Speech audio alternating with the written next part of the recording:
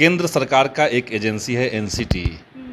उनका काम है कि शिक्षक के लिए जो नियमावली बनेगी वो कैसी होगी, न्यूनतम योग्यता क्या होगी। तो उन्होंने तय किया था कि जो बीएड करने वाले लोग हैं वो प्राथमिक के लिए योग्य शिक्षक होंगे। लेकिन पहले जयपुर हाई कोर्ट ने और बाद में सुप्रीम कोर्ट ने कह दिया कि बीएड जो है वो इनफ नहीं है, डीएलएड इसके लिए चाहिए। पहली लापरवाही एनसीटी की है, जो केंद्र सरकार की एक एजेंसी, केंद्र सरकार की एक संस्थान है। उन्होंने गड़बड़ी की, उनको पहले से इसकी सूचना दे देनी चाहिए थी। अगर सुप्रीम कोर्ट के आदेश को आप बिहार में लागू करते हैं, जिसकी संभावना ज़्यादा है कि आप करें, कंटेम्प्ट ऑफ कोर्ट तो कोई चाहेगा नहीं, तो आप जो बीएड वाले स्टूडेंट्स हैं इनके लिए एक रास्ता ये हो सकता है कि 6 to 8 में जहाँ पे आपने सीट अनाउंस नहीं किया, आप वहाँ पे उनको लीजिए। आपने ये परीक्षा ले ली, परीक्षा में सफल हो गए छात्र, उसके बाद कोई एक जाकर कंटेम्प्ट ऑफ कोर्ट का केस कर देगा, आपका बहाली फंस जाएगा। 24 से पहले सरकार निर्णय ले लेगी, एग्ज़ाम से पहले तक निर्णय ले लेगी। चूँकि एडमिट कार्ड भी आना शुरू हो गया है, तो देखिए इसमें क्या हो सकता है। नियोजित शिक्षकों को राज्यकर्मी का दर्जा देंगे, अगर ये मुख्यमंत्री मंच से कह रहे हैं, तो आप बताइए ना, ये बिहार के इतिहास में पहली बार हुआ। जुमलों की बारिश तो लाल किला से हुई है। अच्छा। लाल किला से जो आदमी भाषण दे रहा है, उसका भाषण माने 1.5 घंटा वो बर्दाश्त करने लायक भाषण नहीं है। अच्छा। यहाँ तो जो बिहार में हकीकत है वही ना कहा गया। 1,17,000 बहाली है तो वो कहा गया। नमस्कार, बहुत स्वागत है आपका लाइव बिहार में। मैं आपके साथ रूपम। देखिए, सुप्रीम कोर्ट का जो ऑर्डर आया उसके बाद फिर बिहार में जो बीपीएससी का फॉर्म भरे हैं टीचर के लिए 1 से 5 तक के लिए, उनका एडमिट कार्ड भी अब आने वाला है। और ऐसे में 15 अगस्त को जो मुख्यमंत्री वहां से नियोजित शिक्षकों की बात कर रहे थे कि हम तो राज्यकर्मी का भी दर्जा देंगे, तो ऐसे में हम थोड़ा बात कर लेते हैं। संदीप सौरभ जी हमारे साथ जुड़े हुए हैं, जो कि हिमालय विधायक हैं और हमेशा शिक्षकों के लिए आवाज़ उठाते नजर आ रहे हैं। सौरभ जी, आप तो हमेशा ये कहते हैं कि अगर सरकार ये ना माने तो हम सरकार से मतलब नाराज़गी भी दिखाने का काम करेंगे। अब मुझे ये बताइए कि ये जो पेंच फंसा हुआ है 1 से 5 तक के अभ्यर्थियों के लिए, शिक्षक अभ्यर्थियों के लिए, अब तो उनका एडमिट कार्ड भी हो सकता है जारी होगा, तो अभी तक तो सरकार तो कुछ की नहीं। सरकार के चलते ये पेच फंसा नहीं है। केंद्र सरकार का एक एजेंसी है एनसीटी। उनका काम है कि शिक्षक के लिए जो नियमावली बनेगी वो कैसी होगी, न्यूनतम योग्यता क्या होगी। तो उन्होंने तय किया था कि जो बीएड करने वाले लोग हैं वो प्राथमिक के लिए योग्य शिक्षक होंगे। लेकिन पहले जयपुर हाई कोर्ट ने और बाद में सुप्रीम कोर्ट ने कह दिया कि बीएड जो है वो इनफ नहीं है, डीएलएड इसके लिए चाहिए। अब डीएलएड का खासियत क्या है, वो एक डिप्लोमा कोर्स है। तो डीएलएड में होता है कि बच्चों को गा करके पढ़ाना, हंसाते हुए पढ़ाना, खेल खेल में पढ़ाना, इसकी ट्रेनिंग दी जाती है। बीएड में उसके ऊपर की बात है, किताब देख के पढ़ाना। तो सुप्रीम कोर्ट ने कहा कि प्राथमिक के जो बच्चे हैं उनको पढ़ाने के लिए डीएलएड कोर्स ज़रूरी है, बीएड नहीं चलेगा। तो ये तो पहली लापरवाही एनसीटी की है, जो केंद्र सरकार की एक एजेंसी, केंद्र सरकार की एक संस्थान है। उन्होंने गड़बड़ी की, उनको पहले से इसकी सूचना दे देनी चाहिए थी। अब जो संकट आ गया है, सुप्रीम कोर्ट का आदेश 11 अगस्त को आया, तो एक संकट है। और सिर्फ बिहार के अंदर नहीं है, पूरे देश के जो बीएड करने वाले स्टूडेंट्स हैं सब कोई थोड़ा भौचक है। लोग क्या करें, सरकार की जवाबदेही, जो बिहार सरकार की जवाबदेही है, वो उनको सबसे पहले, चूँकि 1 सप्ताह बाद बीपीएससी की परीक्षा होनी, तो इनको स्पष्ट कर देना चाहिए एक लिखित में ला करके कि हम क्या करने जा रहे हैं। उनका मेरा सुझाव यही है कि अगर सुप्रीम कोर्ट के आदेश को आप बिहार में लागू करते हैं, जिसकी संभावना ज़्यादा है कि आप करें, कंटेम्प्ट ऑफ कोर्ट तो कोई चाहेगा नहीं, तो आप जो बीएड वाले स्टूडेंट्स हैं इनके लिए एक रास्ता ये हो सकता है कि 6 to 8 में जहाँ पे आपने सीट अनाउंस नहीं किया, आप वहाँ पे उनको लीजिए, उनके लिए आप दरवाज़ा खोलिए। बाकी जो परीक्षा है, मेरा मानना है कि बाकी जो परीक्षाएं हैं जिसका समय 24 तारीख से आगे परीक्षा होनी है, वो ले लीजिए, वो ले लीजिए। इसलिए मैं कह रहा हूँ, कुछ लोग कह रहे हैं कि उसका भी डेट बढ़वा दीजिए। मैं देख रहा हूँ कि बिहार में जितने +2 हैं, जितने उत्क्रमित विद्यालय हैं, सब में टीचर्स की भयानक कमी है। और चूंकि सरकार ने कोचिंग सेंटर बंद करवा दिया है, स्कूलों में टीचर 0 हैं, उत्क्रमित में कहीं टीचर नहीं है, तो वैसे में बच्चे जाएंगे कहाँ। तो उनको इमीडिएट टीचर चाहिए। इसलिए एसटीईटी वाले जो हैं, जो 9, 10 और 11, 12 के जो टीचर बहाली है, उस प्रोसीजर को आप पूरा कर लीजिए। जो डीएलएड धारी हैं उनके लिए 1 to 5 सुप्रीम कोर्ट कही था कि वो लोग कर सकते हैं, उनके लिए आप खोल कर रखिए। और 6 to 8 में जहाँ पे सीट आपने 0 किया हुआ है, वहाँ पे आप बीएड के बच्चों को अप्लाई करवाइए। इनको आप रोक सकते हैं, बाकी को आप होने दीजिए। परीक्षा बाधित न करें, ये हम चाहते हैं।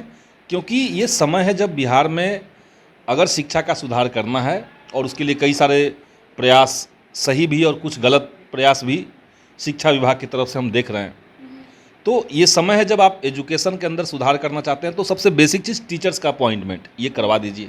यही हम खुद से एक फैसला ये कर यही हम सकते हैं। सुझाव सरकार को दे रहे हैं, यही कुछ हमने। लोग ये भी कह रहे हैं कि सुप्रीम कोर्ट से भी अगर आग्रह किया जाए तो यह माना जाएगा। ना आग्रह क्या, आप सुप्रीम कोर्ट ने कोई आदेश दिया है? सुप्रीम कोर्ट कोई व्यक्ति तो है नहीं कि आप आग्रह कीजिएगा। इस बार बहाली के लिए आप कोई और दूसरे बेंच में ले जाना चाहेंगे तब समय लगेगा।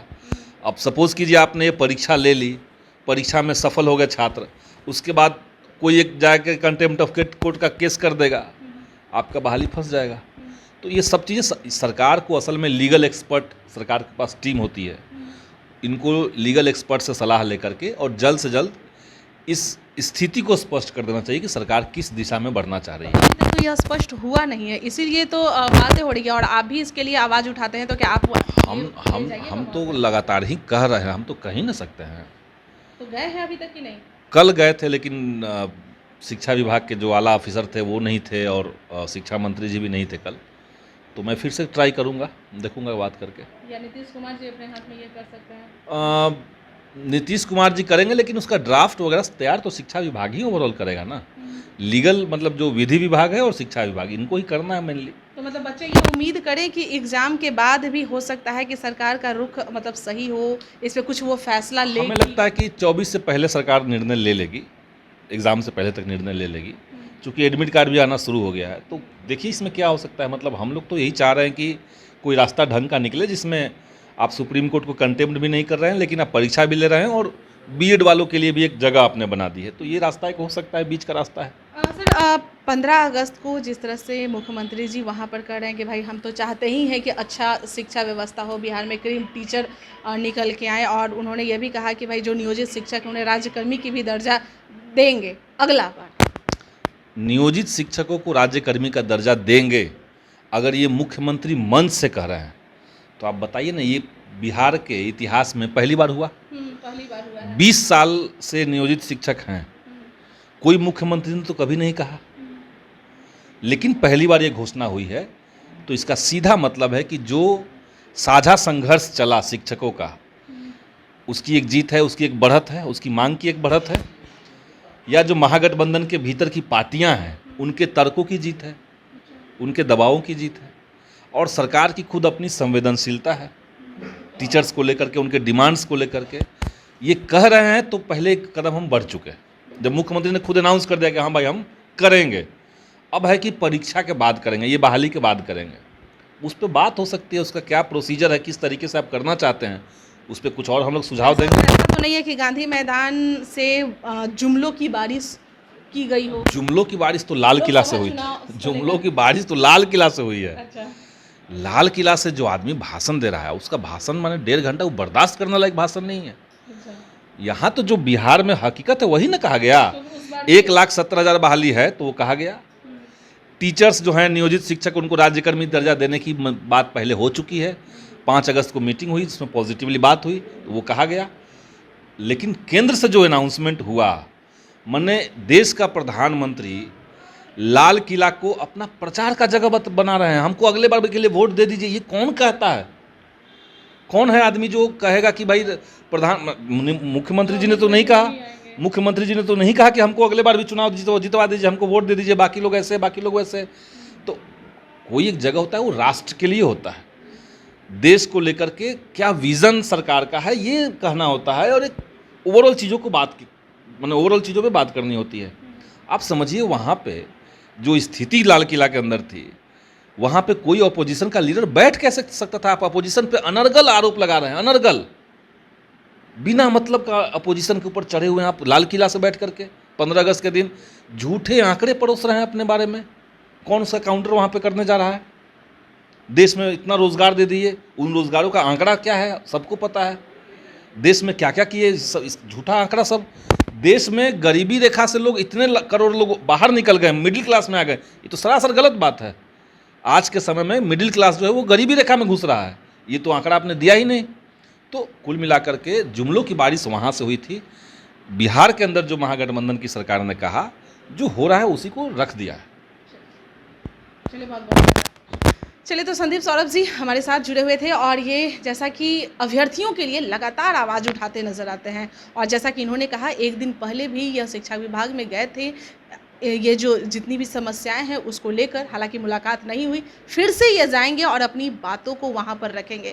चलिए इंतजार कीजिए, जिस तरह से संदीप सौरभ जी से बात करने के बाद यह लगा कि भाई एक सॉफ्ट कॉर्नर अभ्यर्थियों के लिए मुख्यमंत्री जी के पास है, तो जाहिर सी बात है कि कुछ न कुछ यह समस्या का हल जरूर होगा। चलिए अभी के लिए इतना ही, बने रहे लाइव बिहार के साथ। धन्यवाद। लाइव बिहार यूट्यूब पर सब्सक्राइब और फेसबुक पर लाइक जरूर करें।